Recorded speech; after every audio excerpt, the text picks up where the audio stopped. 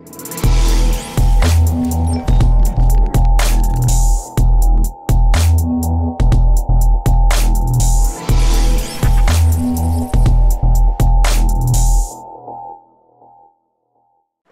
isso aí, pessoal, tudo bem com vocês? Estamos aqui para a gravação de mais um episódio do Painel Paranaíba. Hoje é 4 de setembro, são 14 horas e 39 minutos e faz um calor danado aqui na cidade. E hoje nós estamos aqui para analisar o debate dos candidatos a prefeito que aconteceu na Rádio Liberdade FM.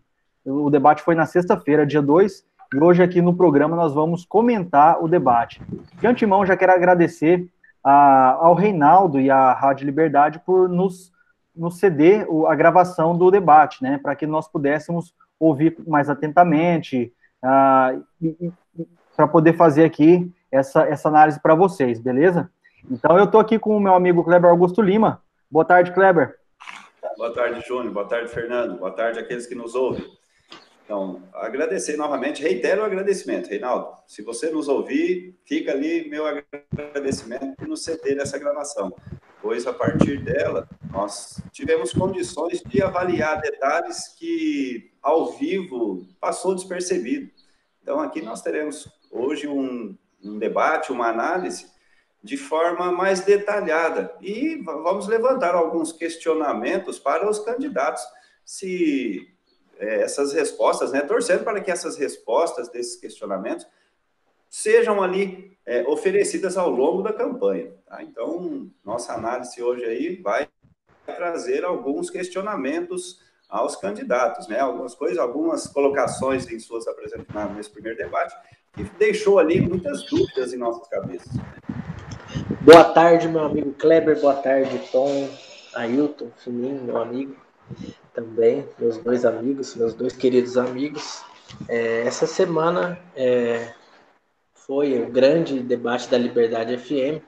Eu também gostaria de externalizar os meus parabéns, né? Além do meu agradecimento, meus parabéns ao Reinaldo Gaspar, que conduziu o debate de uma forma muito profissional, né? Cortando os candidatos na hora que tinha que cortar. Os candidatos várias vezes foram interrompidos na hora mesmo que ultrapassaram o tempo, e isso é essencial para que você mantenha o debate organizado, e o Reinaldo faz isso com muita precisão e com muito profissionalismo. Então, agradeço não só a essa disponibilidade da gravação para a gente poder fazer uma análise mais acurada, como também parabenizo pelo trabalho. Muita polêmica, né? Eu acho que esse primeiro debate teve bastante pontos assim a serem analisados, né? E aí eu até passo, depois dos meus cumprimentos a todos vocês, a palavra aí para o Tom, para ele fazer a análise inicial aí do que foi o debate. Beleza, é isso aí, pessoal. Então, aqui no programa, logo mais vocês terão o quadro Resenha com Felipe Bonfim, o Nariz, e ele também vai falar sobre a percepção dele desse debate. Bom, então quem abriu o primeiro bloco foi o Renato Arlivre.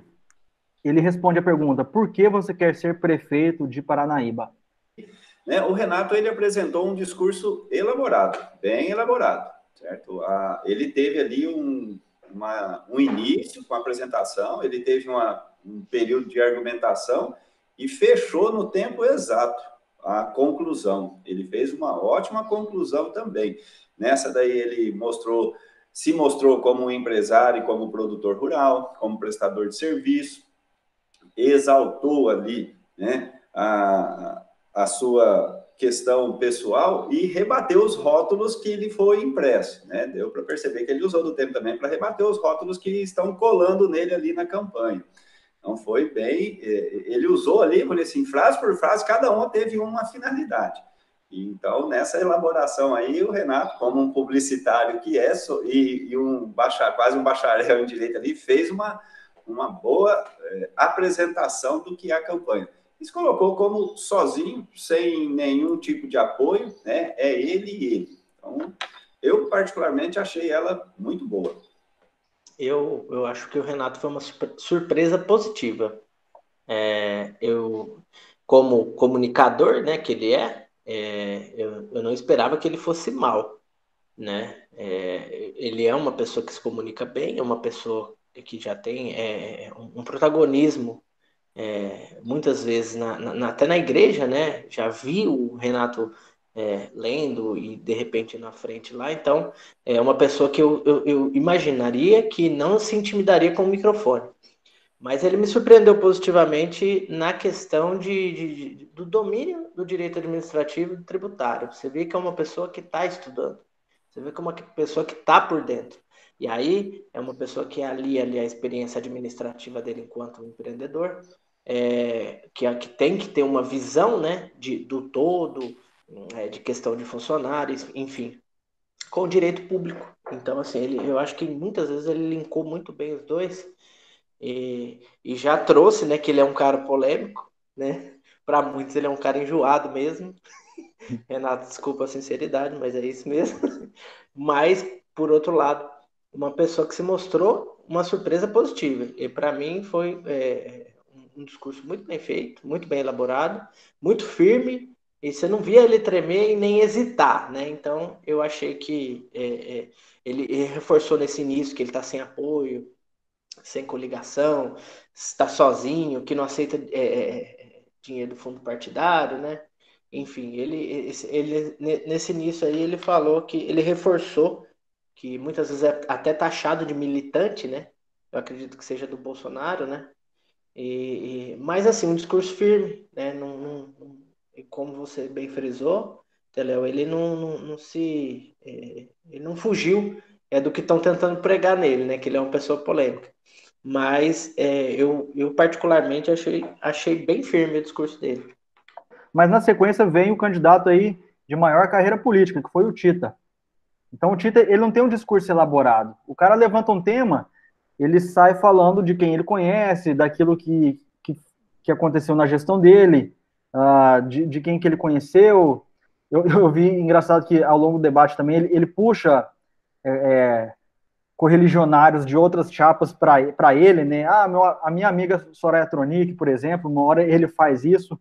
Mas aqui na abertura, ele fala praticamente das suas experiências, relações pessoais, mas assim, o Tita, ele não tem uma preocupação em manter um discurso para impactar ou para passar uma ideia mesmo. Ele está ali para falar dele. Por que ele não fala de ideias? Porque você vai ver durante todo o debate, ele é sempre interrompido pelo cronômetro. Então ele está falando assim, Tita, acabou seu tempo.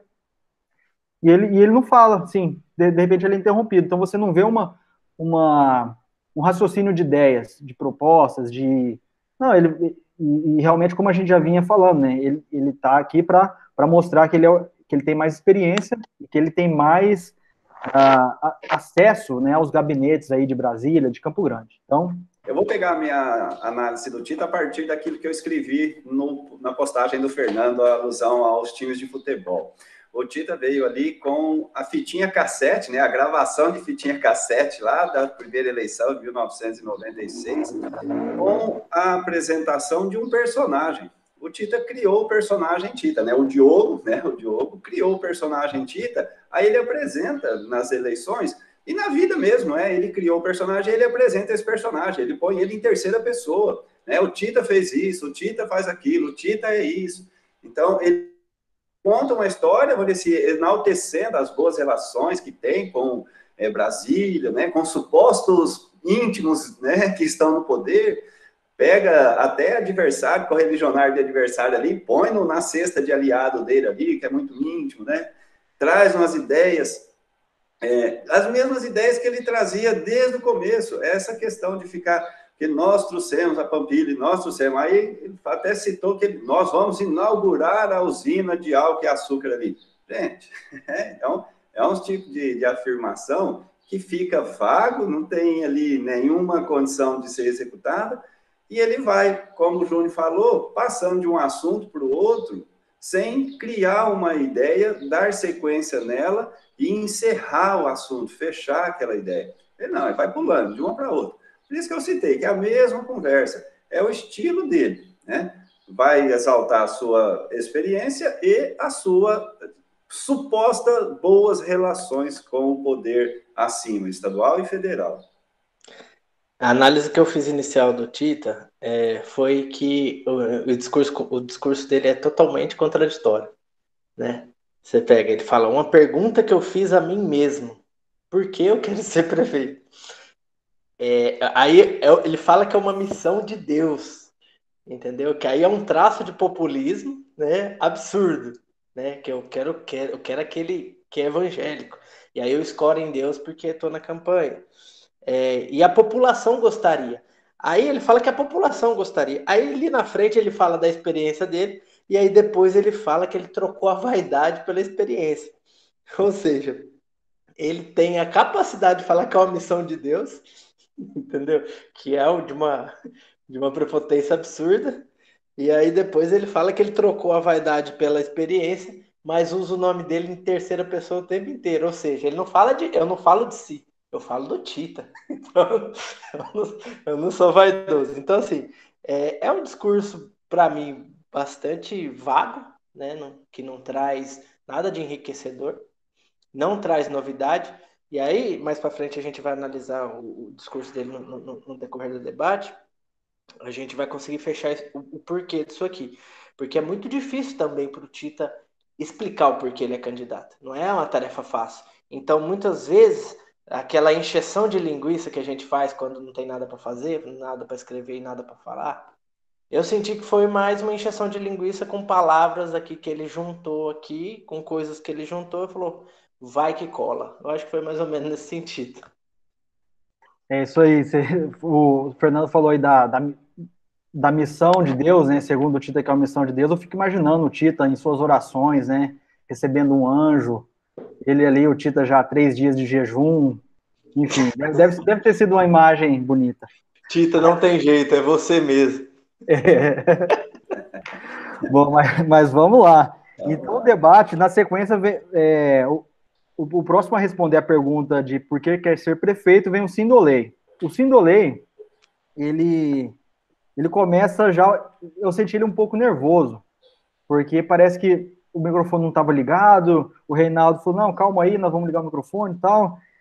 Eu senti um pouco de nervosismo nisso aí. Mas o Sindolei, ele começou, vamos dizer, ele começa o discurso dele ali, também com algo mais abstrato, né? Estamos aqui para política, né? Para o povo sofrido, coisa assim que você cola em qualquer lugar, qualquer estado, né? Até na Indonésia, na Suécia, você chegar com esse discurso, o povo sueco vai comprar.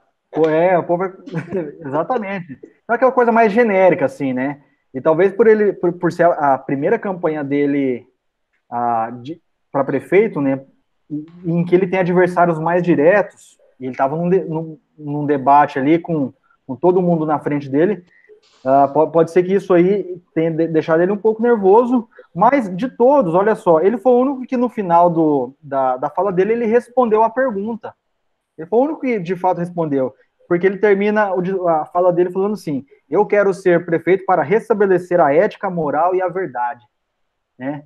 Depois, só que assim, depois eu queria saber mais o que seria isso, né? O que ele queria dizer com isso. Eu achei que ele aprofundaria isso ao longo do debate, mas ele não voltou nisso aí. O que seria esse restabelecimento? Bom, do discurso de apresentação do Sindolei, eu destaquei aqui o nervosismo dele, né? Porque dava para perceber na própria fala, a respiração, dava para a gente perceber que ele estava tenso. Então, o corpo dele indicou que ele estava muito tenso.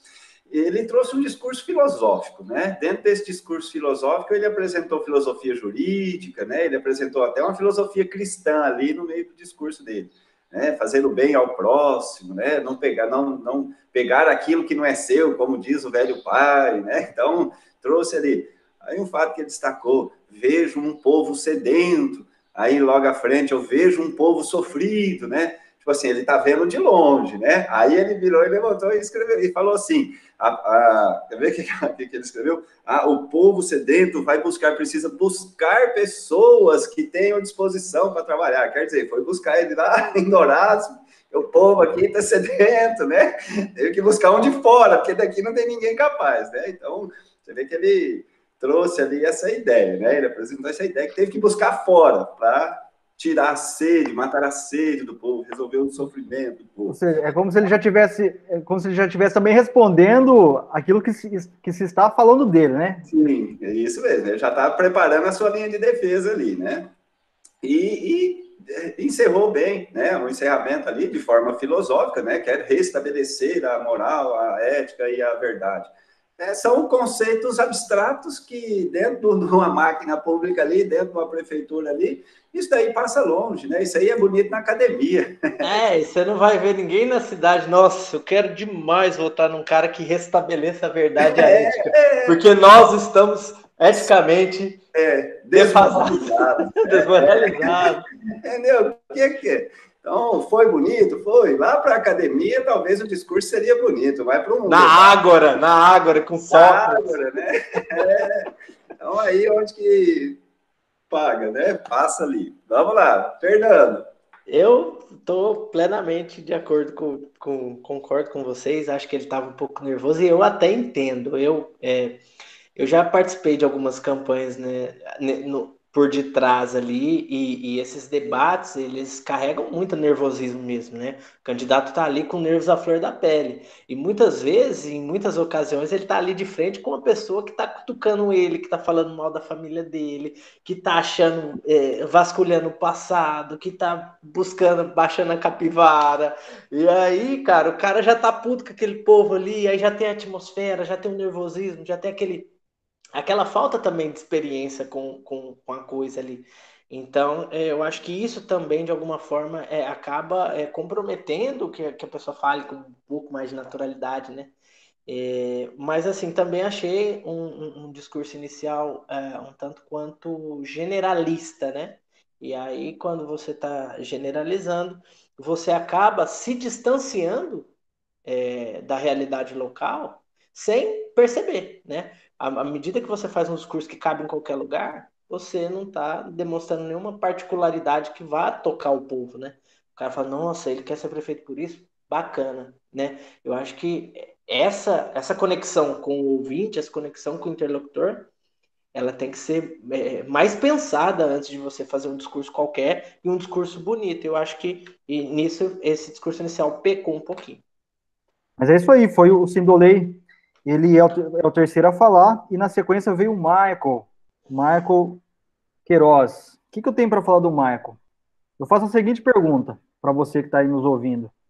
Você já viu o 12 na padaria, na fila do pão? Você já viu o 12 andando de bicicleta? Você já viu o 12 lavando o carro no domingo? Pô, o Michael falou que o 12 fez isso, fez aquilo, mas quem que é o 12? O 12, de início, é um número abstrato, né? É um número. Mas, enfim, o discurso do Michael de abertura, ele falou muito, eu quero fazer isso, eu quero aquilo, eu quero.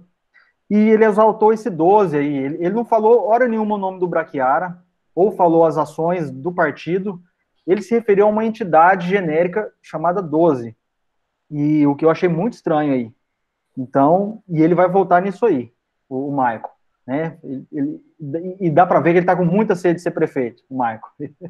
Eu falo até que se ele não levar nessa, o homem, eu não sei o que ele vai fazer, porque ele tá vindo com sede mesmo e já saiu prometendo um monte de coisas, mas essa coisa dele se referir ao 12, eu achei um pouco esquisito, e ele já faz isso no início. Então, em cima dessa questão, eu até anotei aqui como que o Michael respondeu a pergunta: por que você quer ser prefeito? Eu quero ser prefeito porque eu sou representante do 12, que administrou Paranaíba entre 2009 e 2011, e foi reeleito, fez um bom trabalho, foi reeleito, né? O 12 foi reeleito, e depois foi retirado do poder. Então, isso daí demonstra que tem uma sede de vingança nesse objetivo em ser prefeito, né? Eu quero ser prefeito porque eu quero vingar esses malvados que nos tiraram do poder injustamente e nos impediu de fazer o bem para a nossa cidade, né? Então, tem uma vingança embutida nessa resposta dele. Ele está ali representando um partido que foi apiado do poder e que quer sedentamente o poder de novo, né? E quem é o grupo desse partido? Quem que é o partido, então, que ele representa? Quem é esse grupo? Quem são as pessoas, então, que ele está representando, que voltarão para a prefeitura? Vai ser preciso citar nomes desse 12. O 12 é um grupo, né? Ele colocou uma abstração, mas o 12 é um grupo. tem ali uma infinidade de promessas que, pelo amor de Deus, né? É um quero, né? É uma situação em que eu acho que já passou da época das pessoas, vamos dizer assim, acreditar nesse tanto de promessa absurdas, né? Tem promessas absurdas. A prefeitura, ela não tem ali, assim, papéis tão amplos como eles acham que tem, né? Que ele vai absorver tudo quanto é tipo de prestação de serviço, tudo quanto é tipo de benefício para a população, assim, ó, que eu quero isso, que eu quero. Então, um discurso, vamos dizer assim, primário, dentro dessa parte, assim, ficar fazendo promessa, isso é campanha do século passado, né? Esse tipo de campanha é coisa passada. Hoje, o tipo de proposta que a pessoa tem que fazer tem que fugir dessa pechinha de promessa, né? E a do Maico ficou muito enfatizado nessas promessas, referindo-se a um grupo chamado 12, né? E promessas, foi o que resumiu ali esses dois eixos que foi o discurso de abertura do Maico. Vamos acompanhar para ele passar ali nome aos bois de quem é o grupo que ele representa pelo número 12. E se ele é representando esse grupo, quem são essas pessoas? Eu tenho uma visão que talvez explique até o fato dele reforçar tanto esse 12, é porque o PDT ele emergiu no cenário político local através do José Garcia de Freitas e José Brachiara, né? E aí, desde que o Zé Brachiara ganhou, obviamente, o Brachiara tinha sido vice do Mané, o Brachiara é uma pessoa muito boa de votos, tinha sido candidato a deputado federal bem votado também, e o fato do Brachiara ter se tornado esse símbolo político de populismo, esse símbolo de populismo, fez com que ele ganhasse muita força, né? E aí o PDT, com o grupo do Zé Brachiara, né, que o Michael foi candidato, vereador e ele foi líder do prefeito na Câmara, ele defendeu muito tempo o Zé Brachiara na Câmara, né? Salvo engano, 8 anos. Até que ele rachasse e até que o Michael fosse candidato a prefeito e o Brachiara ficasse do lado do PSDB, contrariando o próprio partido. Então, assim, houve um choque entre o Michael e o Brachiara. Eu acredito que um pouco de vaidade do Brachiara, né? Não ter quis ficar com o Michael. Se o Brachiara fica com o Michael na eleição passada, o Michael possivelmente seria prefeito. Então, o fato do Brachiara ter rachou o PDT na eleição passada. Parte do PDT ficou com o Ronaldo e parte do PDT ficou com o Marco. Então a turma do Juninho, do Longuinho, o pessoal antigo do PDT ficou com o Ronaldo. E o pessoal, parte do pessoal ficou com o Marco. Então houve um racha do PDT. Você pode ver que... E o Michael sempre valorizou muito o Brachiara. Sabe que o Brachiara é uma pessoa muito boa de votos. Então, ao pegar a vice, a esposa do Brachiara, eu acho que o Michael se sentiu numa dívida de estabelecer e de elevar o nome do Brachiara, vendo o Brachiara como um peso a decidir a eleição.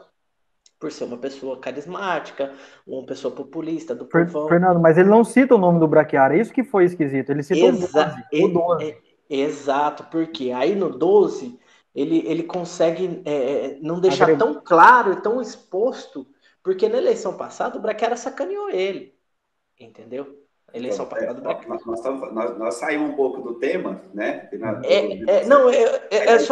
Foi só para contextualizar que esse 12 hoje ele está reunido de volta. Eles estão... Mas o que eu quero instigar, que eu quis instigar com a pergunta é isso, é para eles dar o nome ao vô e ao 12, não você.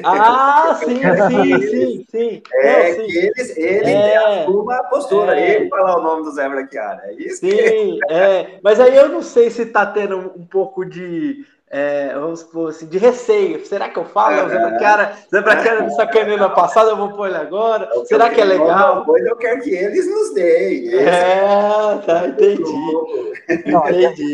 E ainda mais com o nosso programa semanal aqui, que aqui a gente não deixa o povo de Paranaíba esquecer, né? Então, com as nossas análises aqui, o pessoal tá lembrando de muita coisa que se passou há pouco tempo.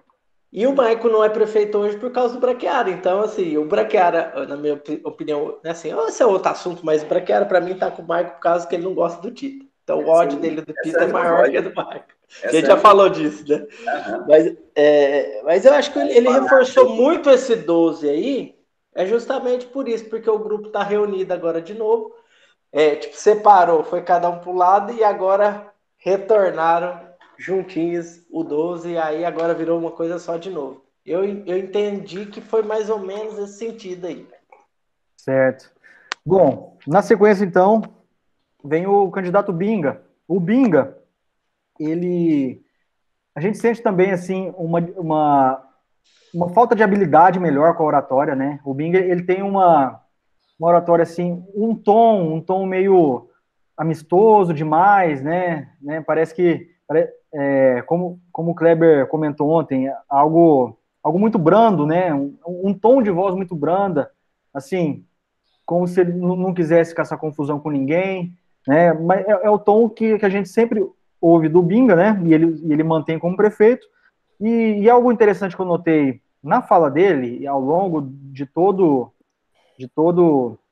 o debate, foi que assim, ele trouxe bastante números. Você vê, parece que ele tem conhecimento mesmo de orçamento, né? E coisas assim que eu não sabia, né? Que eu acho que a população também, em geral, não sabe o quanto tem de orçamento na saúde, em caixa de prefeitura e tudo mais. Então, o Binga, ele vem respondendo essa pergunta por que quer ser prefeito, ele traz ali, eu sou o novo, mas com experiência. Eu achei interessante essa sacada dele aí. Então, o Binga, ele trouxe esse jogo aí de palavras. Eu sou o novo, mas com experiência. Bom, do Binga, as anotações que eu fiz, que nós conversamos ontem, tivemos a oportunidade de conversar, é esse tom dócil de falar, né? Esse tom dócil, ele pode agregar em algumas ocasiões, mas num discurso, eu acho que peca um pouco, precisa um pouco mais de entonação para comover, para entusiasmar o ouvinte, né? Mas é a característica dele e nós não vamos ver mudança nesse aspecto, né? Esse é o Binga, nós não vamos ver aquele discurso inflamado, assim, eu acredito que faz parte dele mesmo. Outro destaque porque ontem também nós conversamos, o Binga está fazendo a campanha dele baseado em dados que chegam até ele, tá? Acredita ali, como disse, os dados são reais, são dados que ele obtém dos sites mesmo, que a prefeitura tem, de site de transparência, compila ali, ele só tem ali a pessoa para fazer essa compilação e apresentar esses números para ele. Eu acho que isso é muito importante na administração pública, tá? Essa parte de você trabalhar em cima de dados, em cima de estatísticas, tá? Assim você melhora níveis de prestação de serviço, resultados de serviço, você está avaliando, é uma forma de avaliar o resultado, né, do seu trabalho em cima de dados. Então, tem esse ponto que ele destacou. Uma questão que coloco aqui do Binga, ele destacou uma questão também, se eu, indiferente do resultado da eleição, eu vou terminar a eleição, eu vou morar em Paranaíba. Ele enfatizou o fato de 2 candidatos não morarem na cidade, né, não residirem nesse momento da vida deles, não residirem em Paranaíba. E ele enfatizou isso daí, né, de que se ele, mesmo perdendo, não conquistando a vitória, ele vai continuar morando em Paranaíba. É uma forma de mostrar, tem candidato que vai, se perder, se não ganhar, volta para a cidade onde eles moram, né. E depois ele um outro fato também, que eu vejo destaque na palavra dele, é que ele conhece os bairros e as ruas de Paranaíba. E realmente ele conhece, porque durante esses 4 anos de vereador, de vereança, ele andou essa cidade inteira. Certo? O Binga fez esse percurso durante 4 anos. Então, foi bom, gostei. O discurso do Binga foi bom. O Binga está bastante preparado no que tange a números. Até falou da arrecadação de 13 milhões, de 150 milhões por ano e tal. Eu acho que a equipe dele tá bem preparada, você vê nas redes sociais que não é uma equipe boba. Minha tia e cunhada dele, a Renata, foi secretária de administração da prefeitura 2 vezes, acho que salvo engano no Braquiária e no Tita. Então, possivelmente, ela deve estar munindo ele com a experiência dela. O Binga é uma pessoa humilde, não é aquele cara petulante que eu não aceita palpite, porque existem candidatos que eles tomam essa postura. Eu sou candidato, eu sei tudo e beleza. A gente não precisa citar nomes aqui que a gente sabe quem são assim. Já o Binga, eu acredito que ele deve estar escutando muito. O Binga parece-me ser uma pessoa muito de ouvir. Então, ele está conseguindo traduzir na campanha dele o que possivelmente ele está sendo orientado, né? Eu não acredito que esses números tenham sido ele, eu acredito que tenha sido a equipe. E a equipe está bem, na rede social está bem, está respondendo, está participativa, não deixa passar nada em branco, né? Não sei até que ponto isso é positivo também, porque tem um povo chato pra caramba de todos os partidos, eu não estou nem falando exclusivamente do Binga. Mas a análise que eu fiz também é que ele estava sempre com dados, né? E isso demonstra o conhecimento do problema. Nós temos uma cidade com problema. Pelo menos o problema ele demonstrou que ele sabe qual é. E aí finalizou com essa cutucada, né? Falando que tem a família aqui, que vai morar aqui. Esse discursinho que todos tentaram enfiar no Sindolei, né? E aí a gente vai discutir isso mais tarde, eu acho que dá até pra gente discutir sobre isso. Mas finalizou com isso aí. E eu achei que foi um início razoável, sim, foi bom. É isso aí. Então o Binga, né? Ele foi o penúltimo e na sequência veio o Fredson. O Fredson também ele traz bem explícito do porquê que ele quer ser prefeito. E palavras dele, porque ele gosta de fazer a política. Ele gosta mesmo. E ele diz aqui, a política do bem. Ele assume mesmo que ele gosta dessa coisa de trabalhar na militância, de estar dentro de partido, de articular, de conversar. Então, e nisso, né, nessa fala inicial do Fredson, ele traz aí, né, a parte de experiência dele e traz também ali o que ele pode fazer por Paranaíba, né? Então, assim, o Fredson, ele tem uma oratória muito boa, né? Ele vem do direito, né, que é uma área que também trabalha muito essa questão da fala, do convencimento. Então, achei um início muito bom do Fredson, né? E eu acho que também nessa pergunta aqui, talvez ele já respondendo aquilo que poderiam falar dele, né? No sentido, assim, não, o cara, ele só vive com política, né? Ele é da política velha. Mas não, ele já se coloca se defendendo que ele gosta de fazer política, mas a política do bem. O Fredson apresentou nesse discurso, né, bastante segurança, certo? Ele põe segurança, porque realmente o período que ele trabalhou na prefeitura, o período como vereador, ele foi bastante ativo, atuante, promoveu mudanças quando vereador, apresentou vários projetos, conseguiu a aprovação de vários projetos até durante a vereança dele. Como secretário de administração, você tem um conhecimento, você tem que ter um conhecimento de como que a máquina da prefeitura funciona. E isso lhe é benéfico. Então, como uma pessoa inteligente que com boa oratória, fez ali uma boa apresentação no discurso inicial dele. Também gostei. Teve ali, né, ponto positivo para ele. Um fato, assim, eu endosso a visão de vocês, mas assim, uma frase que ele falou me chamou bastante atenção.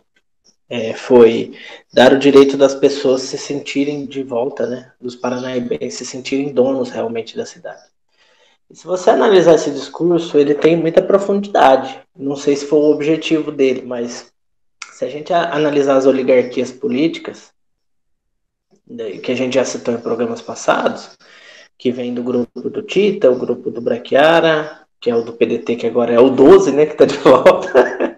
E aí, se a gente pegar o do Mané, eu acho que o do Mané se diluiu. O grupo do Mané se diluiu, porque hora ele ficou de um lado, hora ele ficou do outro, e aí ele também já não ingressou mais na política, ficou mais por trás de alguns vereadores, né? Primeiro do Baixinho, depois do Corujinha, mas ele não tem mais uma representatividade, não existe mais o grupo do Mané, porque parte do grupo do Mané trabalhou com Braquiara, aliás, perdão, trabalhou com Tita, depois trabalhou com Ronaldo. Então, assim, já não. Acho que não existe mais esse grupo do Mané, até porque ele não tem mais pretensões. Mas Braquiara e Tita estão ativamente na política. Seja quando ganha, seja quando perde. Eles estão sempre ali, né? E se você analisar que esses grupos são grandes e eles sempre estão se revezando no poder ali, realmente a gente sente que a cidade ela não está livre de peraí, vamos zerar tudo aqui e vamos começar, né? Ou vamos trocar, né, Vamos o grupo trocar, de poder, né? vamos começar do zero aqui, vamos tentar, vamos dar um reset, né? Você lembra quando tinha o Super Nintendo que você esbarrava na fita? Aí você tinha que assoprar a fita, colocá-la de novo direitinho e Começar de novo. começar. Eu acho que faltava, acho que falta isso, né? E seja, eu acho que o povo realmente não se sente dono da cidade. O povo sente parte do que as pessoas querem, do que os grupos escolhem, dos grupos de poder, o que eles fazem. Eu acho que é basicamente isso que tem acontecido e eu achei interessante. Foi a forma que eu compreendi, não sei se era o que queria passar, não sei se é o que as pessoas entenderam, mas foi uma parte que eu achei interessante. Então, nesse bloco, nós falaremos dos candidatos de modo geral, né, de como foi a nossa impressão deles nesse debate. Mas o Tita, é curioso assim, que dentre todos esses candidatos, ele é o que poderia estar mais longe na carreira política, né? Ele chegou a ser deputado estadual, por ele estar tanto tempo na política, ele poderia até ser, né, hoje, deputado federal, né, representando a nossa cidade, mas ele fala que ele quer ser prefeito de Paranaíba para ajudar a cidade ou para terminar aquilo que ele começou, né? Ele sempre fala isso do passado, mas analisando o Tita como uma pessoa e como um paranaíbense que eu vejo assim, o quanto que ele abdicou de longe na carreira política, né? E ele poderia estar fazendo muito mais por Paranaíba, estando em Campo Grande, igual quando ele foi deputado estadual, ou mesmo estando em Brasília, né? Como eu bem disse, ele poderia muito bem ser um deputado federal, se assim ele quisesse. Mas eu acho que, como todo paranaíbense, o Tita não consegue viver longe de Paranaíba, né? Eu acho que o Tita corre o risco de manchar até a carreira política dele. Que ele teve o primeiro mandato e o segundo, até o meio do segundo, ele fez muita coisa pela cidade, né? Ele trouxe muitas indústrias, ele abriu a cidade, ele asfaltou, ele criou praças. Esse mandato do Tita, com o apoio que ele tinha do senador Ramstebet, foi excepcional. E o Tita vive dessa nostalgia, né, daquele mandato, né? E o Tita saiu de deputado para vir ser prefeito novamente, perdeu a eleição, né? Perdeu para o Braquiara. E não saiu na última porque estava mal politicamente. E agora, possivelmente, deve ter saído porque não consegue mesmo, a pessoa não consegue ficar longe do poder, como você disse. Você consegue ver uma aparição divina para ele falando assim, Tita, vai lá, cara. É só você mesmo, eu não aguento esses outros, não. Esses outros incompetentes, vai lá você, decide a pamonha. Aqui quem tá falando sou eu, Deus mandando um áudio no WhatsApp para ele. Vai lá e vai ser prefeito, que é uma missão de Deus. Então, assim, eu não acredito nisso. E outra coisa, ele fala que trocou a vaidade pela experiência. Se ele tivesse trocado realmente a vaidade pela experiência, ele seria mentor. Vai falar que não tem nenhum jovem dinâmico que ele pode mentorar, que ele pode abrir as portas. Se ele Cadê tem o tanto sucessor dele? Cadê se o ele tem sucessor? tanto, pois é, se ele tem contato em Brasília, se ele tem contato em Campo Grande, mentora alguém, traz no colo, fala, não, eu vou lá te levar, te apresentar. O bem é Paranaíba. E isso é uma prova de que você está trocando a vaidade pela experiência e não se candidatando pela quarta vez, né? Então eu acho muito contraditório. Você percebe também que ele fala que o cobertor é curto, que sem apoio de deputados, de senadores, não é possível fazer nada. O que ele quer dizer aqui com isso? Que com o trânsito político que ele tem, e realmente ele tem algum trânsito, ele quer ser o diferencial nisso aí. né? Porque a partir do momento que você desconsidera que os outros podem ser prefeito, você acha que só ele pode administrar a cidade? Só ele tem condições de administrar a cidade? Então, para mim, é muito o contrário. Ele está reforçando uma vaidade dele estar ali no poder. Ele não está trocando experiência por vaidade, não. Ele está demonstrando que com a experiência ele só ficou mais vaidoso, né? Essa é a minha análise, né? Porque se você não tem vaidade, você mentora alguém, você ensina, né? E aí você deixa aquela história bonita para trás de 8 anos, que já nos últimos 4 também não teve grandes feitos, né? Se o Tita pode se orgulhar de alguma coisa no último mandato, foi a Latasa, que foi a empresa que veio, acho que gera 200, 300 empregos, não sei o certo hoje. Mas você pode ver que no debate, ele só se remete ao que ele trouxe no primeiro. Ele não falou das rotatórias que ele fez aí na última semana de mandato aí. Pois é. As rotatórias que não tem nem sentido, e tanto é que foram destruídas aí. Então talvez ele esteja querendo voltar para retomá-las. A gente não sabe. E daí você vê que se apega ao primeiro mandato. Então, em vez de deixar a história lá bonita, foi um prefeito que fez muito e tal, não, ele preferiu se candidatar novamente. O que, para mim, ao invés de demonstrar que troca experiência por vaidade, na verdade demonstra mais vaidade. Quer falar alguma coisa, Kleber? Não, essa que vocês passaram aí do Tita, eu acrescento o seguinte, os 2 primeiros mandatos que ele fez, teve o primeiro como muito bom, o segundo já foi de mediano para fraco, e o terceiro mandato foi medíocre. Essa é a expressão que eu coloco.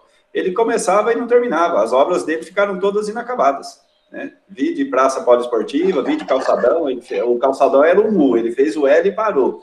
Temos ali várias obrinhas ali que começou e parou. Então, o dinheiro do projeto veio, começou e o projeto foi parado e agora o Ronaldo teve conclusão. Ele passou os 3 anos e pouco dele ali na prefeitura e não teve capacidade de fazer o aterro sanitário, né? Teve candidato que citou que o carnaval foi limitado por conta da ausência do aterro sanitário. E o camarada foi enrolou os 4 anos dele e não tomou atitude com relação ao aterro sanitário. Então, não destacar isso daí, agora está cabendo a nós, comentaristas políticos de Paranaíba, tecer alguns comentários negativos em cima dessa figura, né? Porque os 3 comentários aqui foram negativos, de certa forma, porque foi um personagem, vamos colocar ele como um personagem, né? É um personagem que tenta sustentar ali no cenário político, no meio da juventude ali, com a história longínqua, né? Coisa do século passado. Ele vem apresentar a novidade do século passado para a gente. Vamos falar do Michael. Então, o Michael, como eu bem disse, a sede dele por ser prefeito é muito grande. Ele quer ser prefeito de Paranaíba, e eu acho que enquanto o Michael não for, ele não vai dar sossego nas campanhas de prefeito. Essa análise que eu faço. Eu acho que o Michael, eu já acho que é a cartada final, assim, porque agora que ele tá com o Braquiara, eu acho que na visão dele, se ele não ganhar agora com o Braquiara, eu não consigo ver ele ter uma sustentabilidade política no próprio partido, né? Porque não surgiu uma figura nova no PDT, né?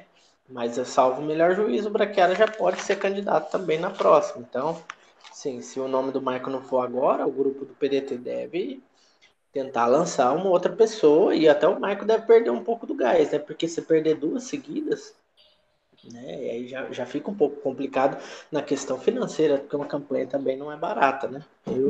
Do destaque que eu faço ali para a figura do Michael, que vocês apresentaram agora, ele saiu derrotado, empenhou-se numa ação judicial contra o Ronaldo, diante de alguns processos que circulou na justiça, né?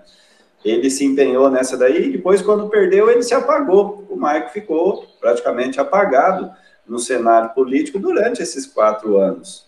Ele não apresentou e nem voltou a fazer seus eventos. Ele não estava, o Michael sumiu. E aí voltou, né? O dia que ele fez um curso de Marina Silva, né? Ele pegou o exemplo de Marina Silva, né? Hibernou e depois voltou ali para sair candidato com o seu grupo, como diz o Fernando, com o seu grupo agora reunido novamente. Aí eu deixo a seguinte questão. até quanto tempo ele vai conseguir manter esse grupo agregado em torno dele. Tá? Se ele não está tendo condições de falar o nome da palavra, o nome Braquiara, o nome do Zé Braquiara, está falando que o 12 foi eleito, o 12 fez isso, o 12 fez aquilo. Se ele não está tendo essa possibilidade de falar, por que o Braquiara vai pedir nome para o Maico? Será que o Braquiara vai pedir, vai falar o nome do Maico, sendo que ele não fala de um? Então, eu vejo dificuldade nele nesse aspecto, em manter o grupo coeso em torno dele. Tá? Então, vamos ver como que ele vai desempenhar ali durante a campanha. Se ele vai tirar o Maico do armário e voltar a ser o Maico ali, aguerrido ali, acredito que tem essa chance, porque lá no embate com o Sindolei, ele citou, ele já foi ali, né, é o doutor ambulante, doutor UTI, né, Então, ele já soltou um pouquinho as asinhas dele nesse primeiro debate, tá? Então, eu acredito que nos próximos ele vem ali com mais pedra no embornal, né? O Marco tem ali, vamos dizer assim, um temperamento que vamos ver ao longo da campanha, né? Eu acho que esse que é o mote dele. E ele evocou demais no encerramento dele, Deus e eu e Deus, eu e Deus, eu e Deus, Deus vai fazer isso por mim. Ele também se posicionou como um iluminado que está ali para salvar a população de Paranaíba dos malvados que nos tiraram do poder, né? Então, ele se apresentou como um iluminado também. E isso daí acho que hoje em dia já não pega muito não, viu? Bom, então eu quero ir agora para uma terceira figura, que é o Fredson. O Fredson, como advogado que com certeza leu, ou a equipe dele leu com muito critério a proposta dos adversários, e ele vem com uma carta na manga. O que aconteceu? No terceiro bloco, o Sindolei, ele tenta dar uma atacada no Fredson. Ele fala, você que sempre trabalhou na política, não sei o que você já fez. Na verdade, é o Sindolei que parte para o ataque. E o Fredson, né, dá uma resposta ali, fala, não, você não conhece meu passado, e que não sei o quê. Aí o que acontece? No próximo bloco, é sorteado pro Fredson perguntar pro Sindolei, e daí ele coloca a pergunta da MS 320 ali, e deixa o Sindolei responder, e depois ele, né, falou, você não sabe do que você está falando, não sei o quê.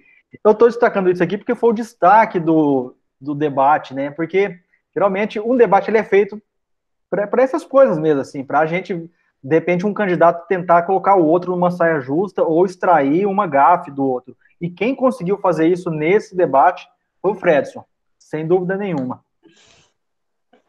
Eu acho que o Fredson veio muito bem preparado para o debate. Fredson, e eu acho que os meus destaques para esse debate foram o Fredson e o Renato. Eu achei que os dois trabalharam muito bem a questão das propostas. Você via que tinham conhecimento de causa, falaram questões técnicas, jurídicas, falar de tributo, falar de administração, falar de agropecuária, de uma forma a trazer mais propostas mesmo, não só falar de uma forma genérica, né? O Binga trouxe bastante números, que eu acredito que ele foi munido de bastante números, ele também foi bem articulado. E então, assim, eu acho que esses estavam mais preparados. E aí você também vê uma preparação em rede social, que também já é anterior, que ela já vem sendo mais bem feita, né? A gente já citou isso em outras ocasiões. Tem candidatos aí que estão com campanha amadora. Esse dia eu conversei com um candidato a vereador, e eu falei para ele, a sua campanha está superior a candidato a prefeito aí. Tem candidato a prefeito aí que está com campanha amadora até hoje.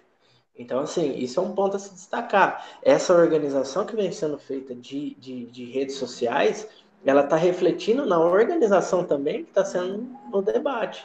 Né? A gente está vendo desorganização até de propostas, até de... Não que isso seja fundamental, mas para decidir uma eleição. Eu não acredito muito que o debate seja tanto assim. Né? Mas a gente vê essa desorganização e eu percebo que o Fredson, desde lá de trás, está conseguindo produzir um conteúdo bacana. A análise que eu faço do Fredson nesse aspecto, a partir desse primeiro debate, somando o que ele já vem fazendo nas redes sociais, né? Aí o debate apresentou ele coerente com a propaganda que faz nas redes sociais, Um destaque que eu faço do que ele apresentou, ele tem ali uma pegada bem socialista para a administração pública, bem socialista. Por exemplo, quando ele enfatizou a ideia, a questão da assistência social, ele afirmou a criação de vários departamentos no município, né? Departamento de diversidade, departamento disso, departamento daquilo, departamento... Então, dentro desta questão, a gente vê uma pegada bastante socialista. Isso daí vai imprimir, vamos dizer assim, imprimir em custos. Da onde você vai tirar os custos para implementar todas essas questões, né? Ele tem condições, conhecimento para poder relocar orçamentos e criar essas coordenadorias, esses departamentos? Acredito que tem, mas tem ali, vamos dizer assim, muitas promessas, certo? Eu achei que ele enumerou muitas promessas que fortalece mesmo a imagem de uma prefeitura socialista. E a sua inteligência, a sua capacidade, como um bom advogado que é, observando os oponentes, pegando pontos fracos nos planos de governo dos oponentes, ele sabe atacar direcionado, certo? Os ataques dele são pontuais. Isso daí favorece o debate, favorece, porque a pessoa vai ter que realmente, a ferida, ele abre a ferida da pessoa assim com bastante propriedade. Aí o oponente que está com a ferida aberta ali vai ter que se virar nos 30 para explicar para a população, né? Porque aí a explicação não vai ser só para o Fredson, vai ser para a população em torno daquela ferida aberta. Então, essa capacidade do Fredson em observar atentamente o adversário, como um bom advogado que é benéfico para o processo todo. Tá? Então, ele vai contribuir de forma positiva com essa acuidade visual em torno do plano de governo, em torno do que o outro fala. Queria destacar aqui, então, vamos para o Binga, como a gente bem disse aqui, uma pessoa, né, de uma oratória mais branda, né, mais amistosa, ele não é tão incisivo, ele não tem aquela eloquência do Michael, por exemplo, né, mas é o estilo do Binga, a gente conhece ele, né, esse não afeta aí a figura dele, porque nós já o conhecemos assim. Talvez isso, no meu ponto de vista, né, talvez isso, às vezes, falte um pouco de ser mais incisivo para talvez ele conseguir passar a emoção dele, a vontade dele, né? Isso aí talvez ele possa ajustar mais. Eu falo assim, no tom do discurso. É como você disse, né? Falta essa eloquência, né? Na impostação, na entonação, na forma de se comunicar. Mas nós, quem é de Paranaíba, quem viveu em Paranaíba, quem conhece o Binga desde o Coque Lanches, como o Teléo lembrou na última vez, o Binga sempre foi assim, né? Esse jeito calmo, tranquilo. Você chegava na Stop Car, ele vinha, te cumprimentava. Sempre foi o estilo dele, aquele estilo humilde de cumprimentar todo mundo. O jeito dele sempre foi esse, né? Então, assim, eu acho difícil você, a partir de uma campanha, mudar esse tom, né? Para você ser um outro personagem. Mas eu vejo que é necessário, como vocês bem disseram. Ele precisa colocar o Tita na parede, ele precisa colocar o Michael, ele precisa colocar o Fred, ele precisa colocar o Sindolei, e ele precisa colocar, acho que talvez, e precisa colocar o Renato, entendeu? Eu acho que tá faltando isso nos candidatos. Peraí, ó. Porque assim, ó, eles todos são do meio político, então eles sabem o que acontece, eles sabem o podre um do outro. E o povo não sabe, então cabe a eles colocar para nós isso aí. Eu acho que precisa mesmo demonstrar que eu sou melhor por isso, mas também você é pior por isso, entendeu? Eu acho que faltou um pouco dessa pimentada, né, do Binga. Eu achei que nas oportunidades que ele teve com o Tita ali, eu achei que foi brando, foi bom para os dois, ou foi ruim para os dois, porque o empate favorece a quem está na frente. Não sei quem está na frente, né? Mas eu achei que faltou uma pimentada. E aí cabe à equipe orientar ele e falar, ó, no próximo nós precisamos ir para cima. Nós precisamos perder esse... porque é estilo Geraldo Alckmin. É um candidato inteligentíssimo, é um político excepcional, mas não tem aquela pimentada que precisa de um Aécio Neves da vida. entendeu? Que às vezes faltou pro cara. Então, eu acho que o que tá faltando no Binga é essa apimentada, ele ser mais firme, ser mais incisivo ó, até meu cachorro tá participando aqui. E aí de repente, ele, sei lá, sair, né? Porque a política também é a arte de convencer, né? E às vezes para convencer você precisa desse, né, traquejo. E só para fazer um destaque aqui antes de passar para o Kleber, lembrando que o instrumento de trabalho do político é a palavra, né? Então é isso. Então é com a palavra e com o domínio da palavra que eles conseguem passar aí as suas ideias e os seus posicionamentos.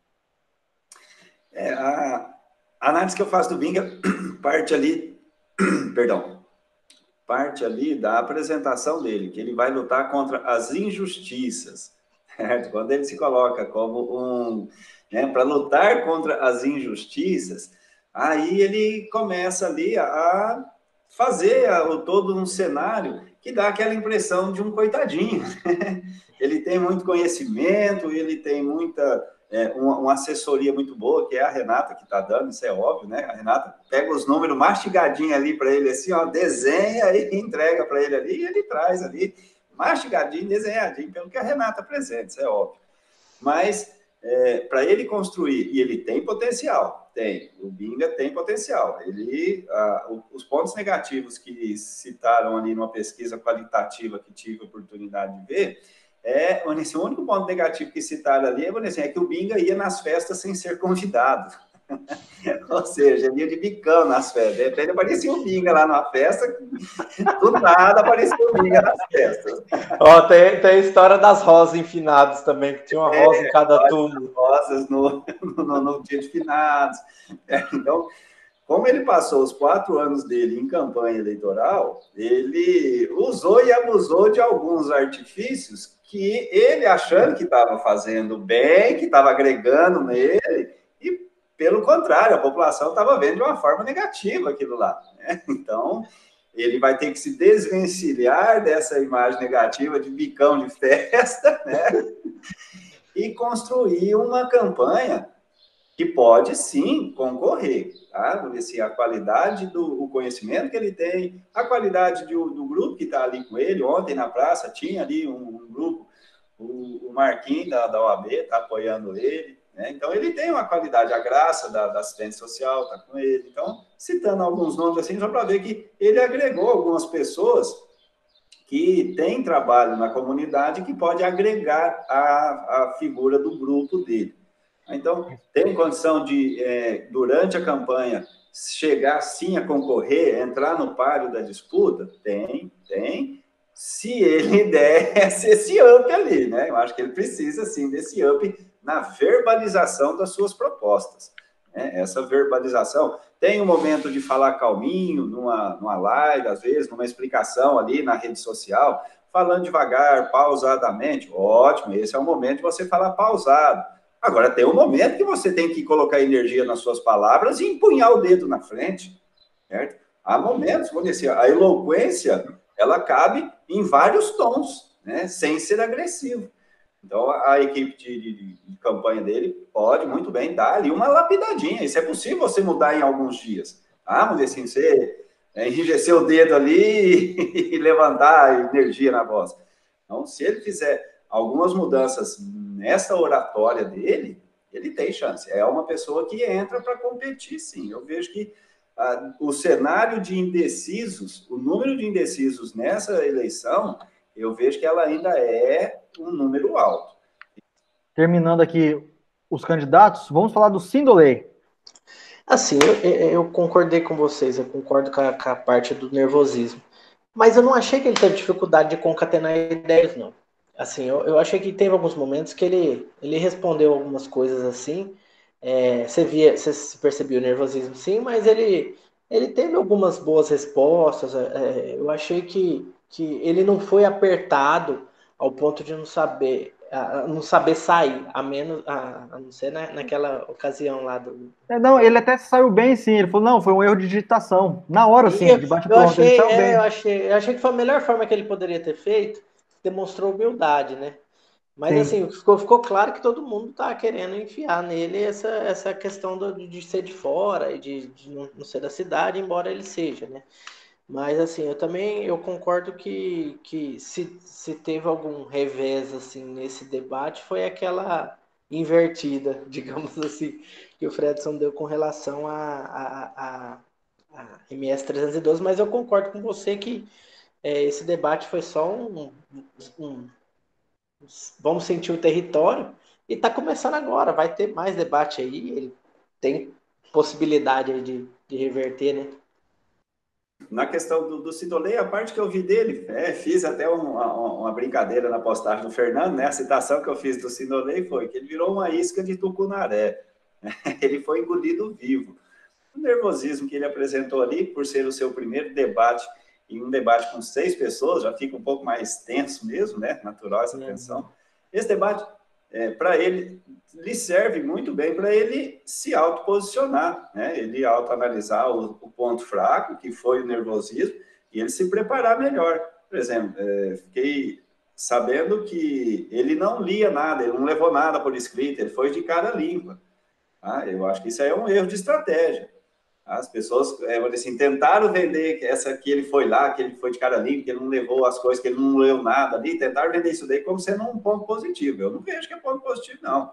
Um advogado não pode ir numa audiência, não pode ir num júri de cara limpa, sem nenhum dado, sem nada escrito ali. Para aí, né? Então, é vacilo. Eu vi que isso daí foi vacilo. O nervosismo dele foi por quê? Por falta disso mesmo, né? Assim, não tinha nada para ele dar uma sequência ali.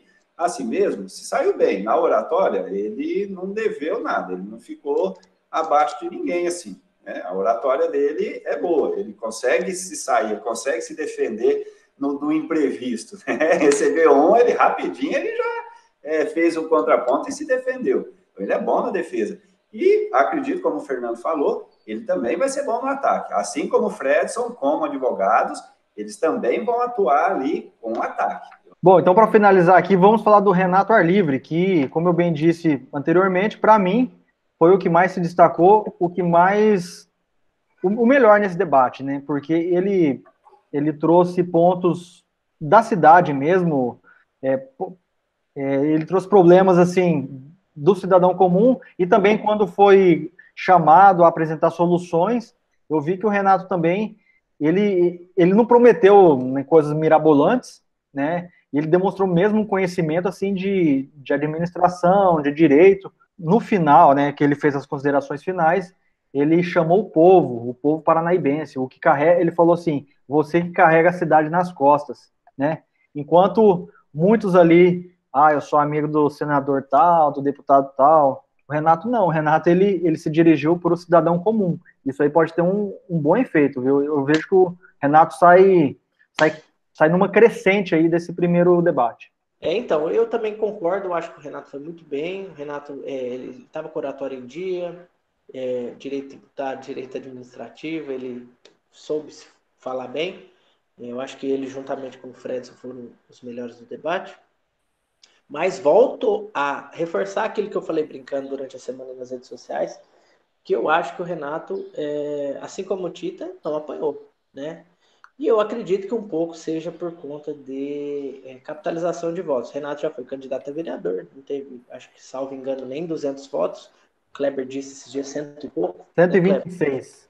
126 votos como vereador. Isso é muito ínfimo para uma pessoa que quer alçar uma carreira de prefeito. Então, eu acredito que ele não tem essa esperança de ganhar, então ele tem mais liberdade. Mas à medida que ele também não tem essa proporção, que com certeza deve ter pesquisas internas que mostram que talvez ele não tenha, não esteja ameaçando os grandes, eles também não veem necessidade de bater nele. Então eu acho que ele ficou um pouco livre, entendeu? E aí, dentro dessa liberdade que ele teve, ele foi muito bem. Inegavelmente foi muito bem. Ele estava na zona de conforto, não foi. Tipo assim, o que eu vejo quando a pessoa está bem, o nego começa a ir no passado dele, buscar algum erro, alguma coisa, e ninguém tentou atacar ele. Então acho que isso demonstra que ele ainda não deve estar incomodando, mas vai passar a incomodar, porque, como disse, eu conversei com várias pessoas e muitas das pessoas também acharam que ele foi muito bem E eu acho que ele se destacou bastante nesse debate. Eu começo a análise do Renato a partir de a leitura parcial de uma pesquisa qualitativa. Tá? Essa pesquisa qualitativa está em voga nessa eleição. Então, eu fiz a leitura ali parcial, rápido ali, num período, e nessa pesquisa qualitativa eles enumeraram pontos positivos e negativos de 5 candidatos. Aí eu fui procurar, mas cadê o Renato? Não tem o Renato aqui? Ah, não, nós só pegamos, só fizemos a pergunta em cima dos mais competitivos. Descartaram a pessoa do Renato numa pesquisa. Certo? Eu vejo que isso daí é um tiro no escuro, porque por mais ínfima que tenha sido a eleição dele para vereador, ele está começando do zero. Então, cair não tem jeito, né? Abaixo não tem jeito. Para baixo não tem jeito de ir, né? Então, ele só tende a ir para cima. Mas a questão é uma sina do destino, né? Pode ser uma sina do destino. Vamos dizer assim, vamos pegar a figura do Bolsonaro, começou do zero com o celular na mão, sem nem apoio, sem nada. É o Renato hoje, vamos dizer assim, eu faço essa analogia, é o Renato. Ninguém coloca credibilidade nenhuma nessa possibilidade do Renato vir a se tornar competitivo. Né? Vamos dizer assim, tanto que não inclui nem o nome dele em pesquisa. Então, o adversário está tentando colar essa pecha do Renato, que nesse debate ele se descolou dela. Ele mostrou que ele é uma pessoa que ele tem capacidade, ele mostrou o ponto forte da campanha dele, que é a independência, tá? E isso é um ponto forte da campanha dele, que ele está enfatizando a independência, não tenho compromisso com ninguém, não tenho compromisso, não estou comprando a coligação com ninguém, né? Não tem distribuição de cargo. Por exemplo, o Tita já colocou que a saúde e o assistência social vai para o Adriano Caçula, quer dizer, já está loteando a prefeitura, né? Ele citou, saúde e assistência social já vai para o Adriano Caçula. Então, a prefeitura já está loteada caso o Tita vença, né? Os cargos já estão definidos ali. O Renato está apresentando esse ponto forte dele, a sua capacidade de oratória, ela se apresentou perfeita nesse debate. E aí é onde que eu coloco, por exemplo, por que eu falo que os candidatos apresentaram muitas propostas? O Renato, na sua capacidade, propostas genéricas, o Renato, na sua capacidade de oratória, eu acho que ele ainda tem que atingir um pouco mais o público mais básico ali da pirâmide social, tá? As pessoas mais simples, as pessoas... Povão. O povão. O povão. Pegar no povão, certo? Então, expressar as suas ideias de uma forma mais simples, um pouco, para atingir também o povão. Nós que temos essa capacidade de entendimento, nós enxergamos isso aí no Renato. Será que o povão está tendo essa percepção? Então, ele precisa dar uma quebrada no vocabulário, dar ali uma relaxada, soltar ali um pouco mais para conversar mais a linguagem do povão. Aí ele tem condição. E aí ele vai começar a receber pedrada. É óbvio que ele vai começar a receber pedrada. O Renato vai começar a incomodar a partir desse primeiro debate. Isso daí... Fazendo um adendo que você está falando, Kleber, é aí que eles usam Deus. É aí. O Renato é o mais religioso deles, é o que menos usou Deus. Foi o mais laico. Foi. O Renato que anda com um crucifixo desse tamanho no peito e não evocou Jesus nem Deus ali, né? Não se posicionou como iluminado. O que é o correto, mas popularmente assim, né? Sim, né? E assim, não, você agradecer e finalizar na abertura, agradecer na abertura e no encerramento a tudo que fizemos a Deus, é obrigação de todo ser humano, né? Mas não precisa se colocar como iluminado. Então, a partir desse debate, eu vejo que o Renato entra em cena. Tá? Aqueles que ficavam desprezando o Renato, que o Renato é isso, o Renato, em 4 anos da candidatura a vereador, de 4 anos para cá, ele fez um curso de Direito, acrescentou muito conhecimento e muito vocabulário para a administração pública. Ele acrescentou conhecimento durante esse período entre a candidatura mal sucedida dele para vereador para essa candidatura a prefeito. Ele se preparou para ela. Então, é um ponto que vamos acompanhar se o Renato vai ter esse crescimento. Qual a força do debate, né, Fernando? Qual é a força do debate? Olha, aqui falamos então de todos os candidatos, um por um, né, a nossa impressão deles nesse debate aí da Liberdade FM, e agradeço aqui mais uma vez à Liberdade FM e ao Reinaldo, que disponibilizou o áudio para que nós aqui pudéssemos analisar e ter essa posição mais privilegiada, né, de ouvir de novo o debate e trazer aqui para vocês. Mas só para fechar aqui hoje, fazendo um destaque, e fazendo um pedido também para todos os candidatos. tirem a máscara para tirar foto, tá bom? Beleza, pessoal? Então, agradeço você que ficou até aqui conosco, inscreva-se no canal e semana que vem voltamos com mais novidades do cenário da campanha eleitoral aqui em Paranaíba. Um abraço, tchau, tchau.